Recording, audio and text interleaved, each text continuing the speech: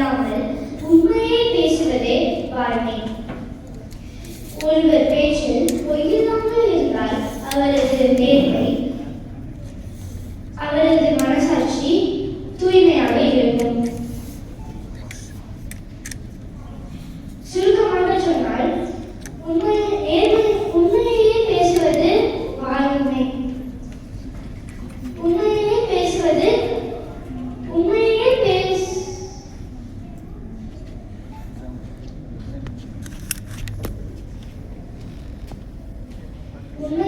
பேசுபவர் நேர்மையானவர்.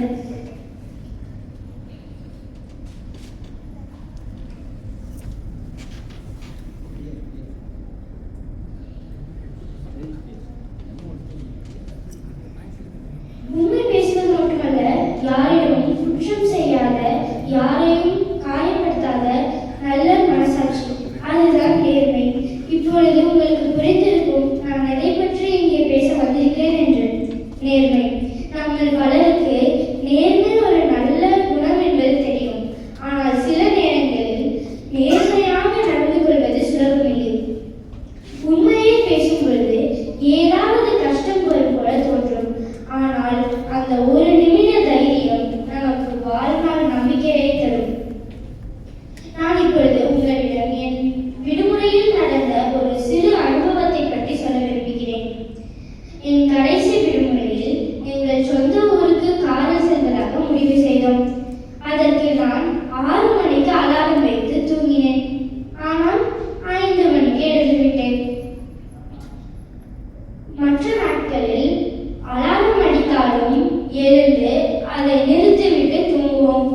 ஆனால் ஊருக்கு செல்லும் சந்தோஷத்தில் சீக்கிரமாகவே எழுந்துவிட்டோம். வழக்கம் போல் எங்கள் பயணத்தை ஆரம்பித்தோம். செல்லும் வழியில் எனக்கு மிகவும் பசித்தது. என் தந்தையிடம் ஏதாவது உணவகத்தில் காரை நிறுத்துமாறு கேட்டேன். அவரும் நிறுத்தினார். நாங்கள் சென்று நன்றாக சாப்பிட்டோம். சாப்பிட்டு விட்டு வெளியே வரும் பொழுது ஒரு பெட்டி கடையை பார்த்தேன். அங்கே விதவிதமான மிட்டாய்கள் இருந்தது. எனக்கு மிட்டாய் வாங்கி தருவதற்கு என் தந்தையிடம் கேட்டேன். அவரும் 100 ரூபாய் கொடுத்து எனக்கும் என் சகோதரிக்கும் வாங்க சொன்னார். நான் சென்று எங்களுக்கு பிடித்த மிட்டாய்களை வாங்கினேன். அவரும் மிச்ச பணத்தை கொடுத்தார். நான் மிட்டாய்களை வாங்கின சந்தோஷத்தில் அதை பணத்தை பாக்கெட்டில் வைத்து என் காருக்கு ஓடினேன். அந்த காருக்கு சென்றதும் அந்த பணத்தை எடுத்து என் பர்சில் வைக்க எடுக்கும் பொழுது அந்த பணம் அதிகமாக இருந்தது. எப்படி இவ்வளவு பணம் வந்திருக்கும் என்று யோசித்தேன். அப்பொழுதுதான் கடைக்காரர் நான் கொடுத்த 100 ரூபாயை 500 ரூபாய் என்று நினைத்து அதற்கேற்ற மிச்ச பணத்தை கொடுத்தார் என்று யோசித்தேன். அப்பொழுதுதான் யோசித்தவுடன் நான் அந்த கடைக்காரரிடம் சென்று அவர் கொடுத்த பணத்தை மறுபடியும் அவரிடமே கொடுத்தேன். அவர் அதை வாங்கிவிட்டு மகிழ்ச்சி அடைந்தார். மகிழ்ச்சி அடைந்ததும் சொன்னார், இந்த சிறிய வயதிலேயே இவ்வளவு நேர்மையாக இருக்கிறாய். உன்னுடைய வாழ்க்கையில் உயரமான இடத்திற்கு செல்வாய் என்றார்.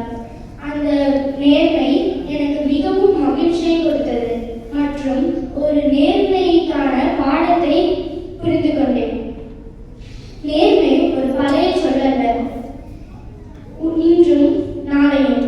அதுதான் மனிதனை உயர்த்தும் நெறி.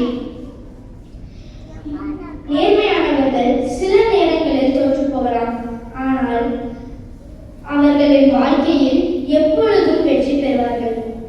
நான் யார்? என்னிடம் எவ்வளவு பணம் இருக்கு, எவ்வளவு அறிவு இருக்கு, எவ்வளவு வசதி இருக்கு, இதை யாரும் மனதில் வைத்துக் கொள்ள மாட்டார்கள். ஆனால் நாம் எவ்வளவு